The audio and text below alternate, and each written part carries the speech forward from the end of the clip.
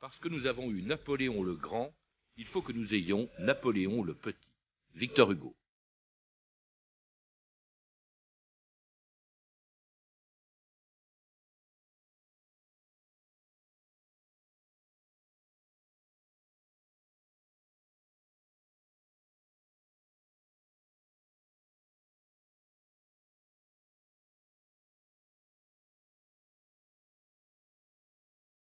« 2000 ans d'histoire.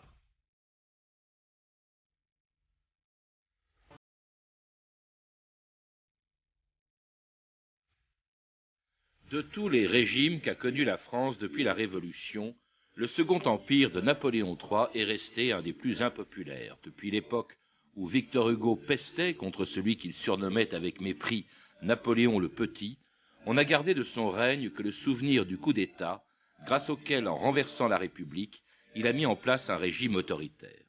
Mais on a oublié que le Second Empire, c'était aussi l'entrée de la France dans la révolution industrielle, un développement économique sans précédent dans l'histoire de France, mais aussi le Paris d'Haussmann et la joie de vivre qu'exprimaient les ballets d'Offenbach et le théâtre de Labiche. Jusqu'au jour où, en 1870, Napoléon III s'engageait dans une guerre désastreuse qui allait provoquer sa chute et celle du Second Empire. Il y a dans la vie des peuples des moments solennels où l'honneur national, violemment excité, s'impose comme une force irrésistible. Une de ces heures décisives vient de sonner pour la France. Nous déclarons la guerre d'un cœur léger. Voici le communiqué officiel. Aujourd'hui, 19 juillet 1870, à 11h du matin, Sa Majesté impériale a fait remettre au roi de Prusse Guillaume Ier la déclaration de guerre de la France à la Prusse. On va le déculotter, le Bismarck. À bas le roi de Prusse. Vive l'empereur, vive l'armée. À Berlin, à Berlin. Là, le cirque fiche ton camp qui s'en va en guerre. Long de temps et trois mouvements sans devant derrière. Là, le cirque fiche ton camp qui s'en va en guerre. En deux temps et trois mouvements, Badinguet fiche ton camp. Éric Anceau, bonjour. Bonjour. Alors, Badinguet, c'est le surnom, un des surnoms que ses adversaires ont donné à Napoléon III, Napoléon le Petit, comme le plaît aussi Victor Hugo, un de ses souverains, en tout cas les plus controversés de l'histoire de France et dont vous venez d'écrire la biographie chez Talandier. Rarement, vous le rappelez, un souverain a provoqué tant de passions contradictoires et jusqu'à aujourd'hui.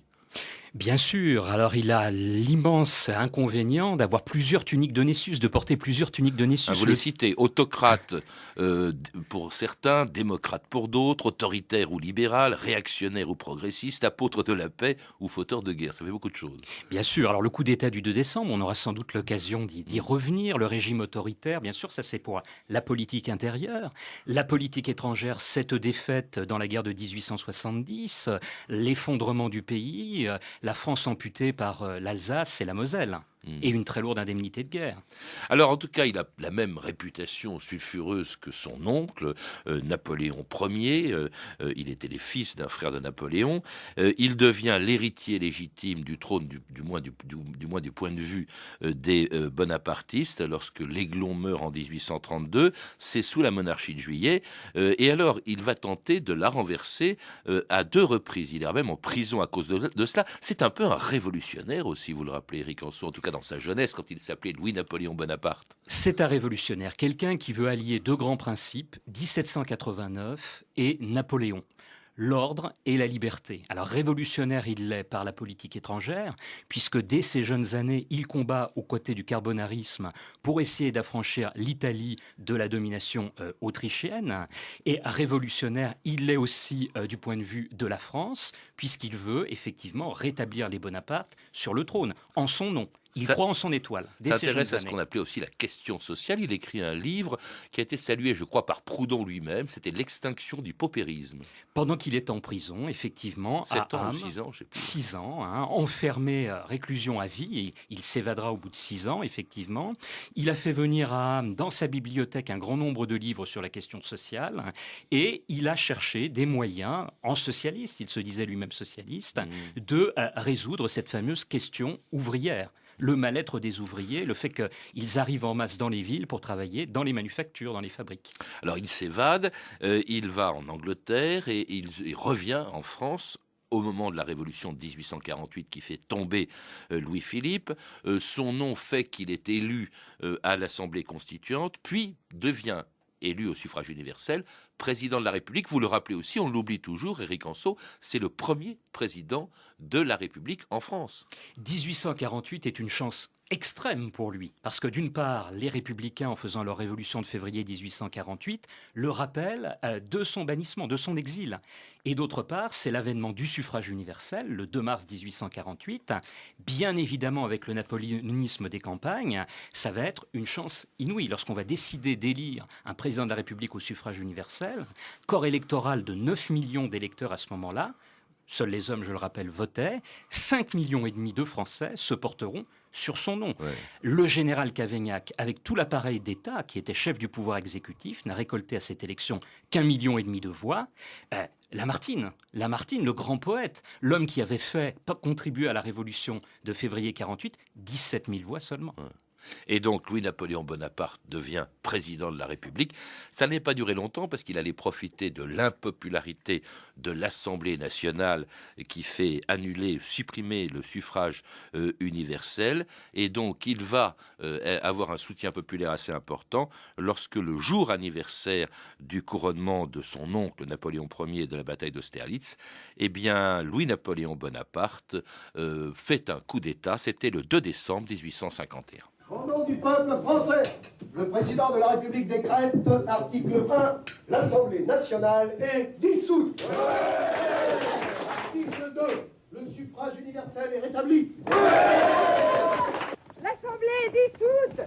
L'Assemblée est dissoute. Les députés sont emprisonnés. C'est fini la République. Comment ? Louis-Napoléon a proclamé la restauration de la dignité impériale. Non, ça non, je ne peux pas faire ça. Écoute bien, Léon, je ne plaisante pas. Et j'aimerais mieux me séparer de toi que de t'entendre crier vive l'empereur. L'autre encore, le premier, il a fallu l'admettre. Mais celui-là, jamais. Tu m'entends bien, jamais.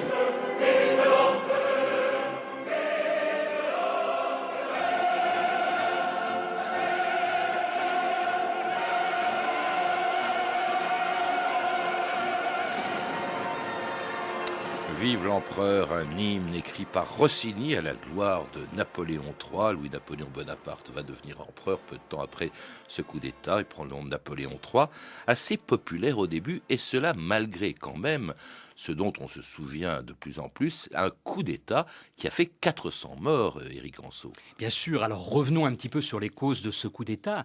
Me semble-t-il, c'est ce que j'essaie de montrer dans ma biographie. Au début, il joue le jeu de la République.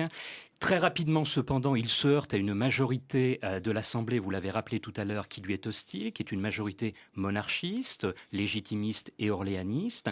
Et cette majorité va lui refuser, en fait, une révision constitutionnelle qui lui permettrait de prolonger par un deuxième mandat son premier mandat qui arrive à expiration en 1852. Louis-Napoléon Bonaparte est très moderne dans son approche des populations. Il se rend en province, il a visité 60 départements. Des voyages d'interrogation, comme il appelait ça. Bien sûr, oui. Des pétitions affluent, alors organisées en grande partie par la propagande bonapartiste, pour lui permettre de se faire réélire. Et selon toute vraisemblance, en 1852, il l'aurait été. Voyant que l'Assemblée refuse la révision constitutionnelle, il lance, comme vous l'avez rappelé, ce processus, ce coup d'État.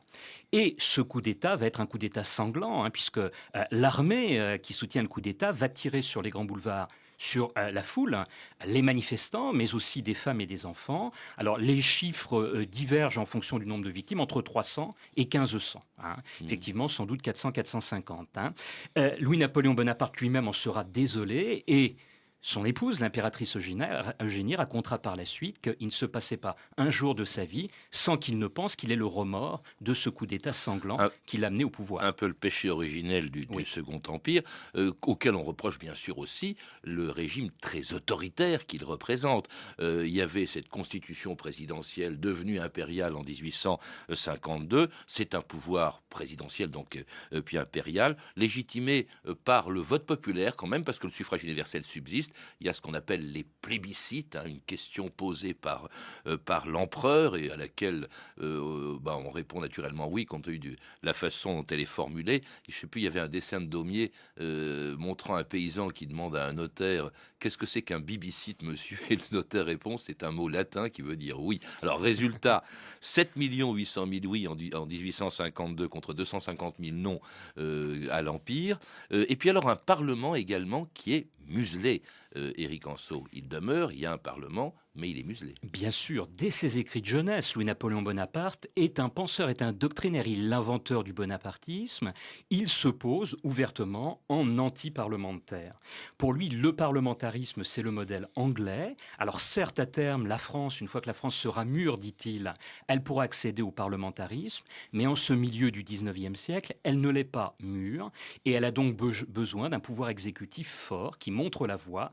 Et ça entraîne un abaissement, une refonte du parlementarisme et un abaissement du parlementarisme. Alors, il n'y a même plus de tribune à l'Assemblée. Il n'y a plus de tribune, elle est supprimée dès 1852.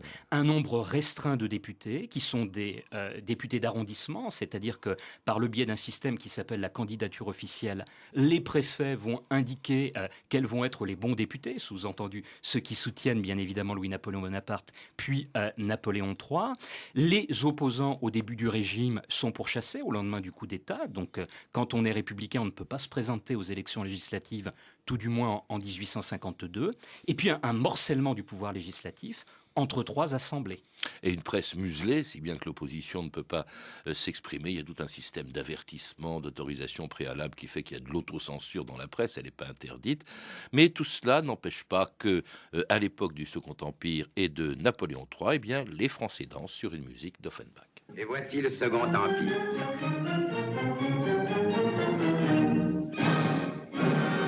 Et le Second Empire, pour moi, c'est une valse. Sa Majesté, l'Empereur! Pas de cérémonie, monsieur de Sauveterre. C'est mon premier bal. Faites qu'il ne soit pas trop ennuyeux. On valse aux Tuileries, valse des corps en harmonie avec la valse aussi des cœurs, valse des sentiments et valse des coutumes et des gouvernements. Jacques Offenbach lui-même a fait valser Maitrat et sa baguette entre ses mains devient magique.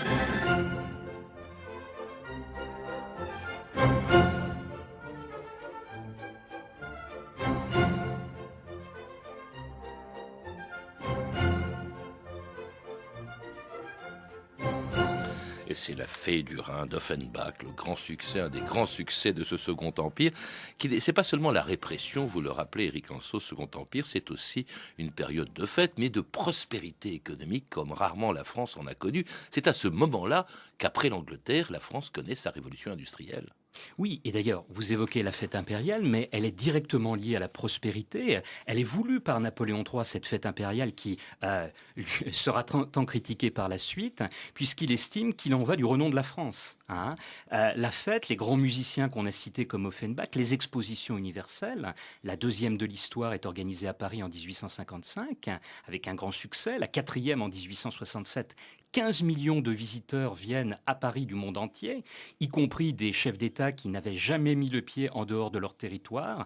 Imaginez le sultan de Constantinople. Jamais un sultan n'était sorti depuis le XVe siècle, depuis la fondation de l'Empire ottoman de la Turquie, et il vient à Paris pour l'exposition universelle de 1867. À Paris, transformé par Haussmann, ça aussi ça fait partie des grands travaux. Il y a eu aussi le réseau ferroviaire qui est devenu considérable à ce moment-là.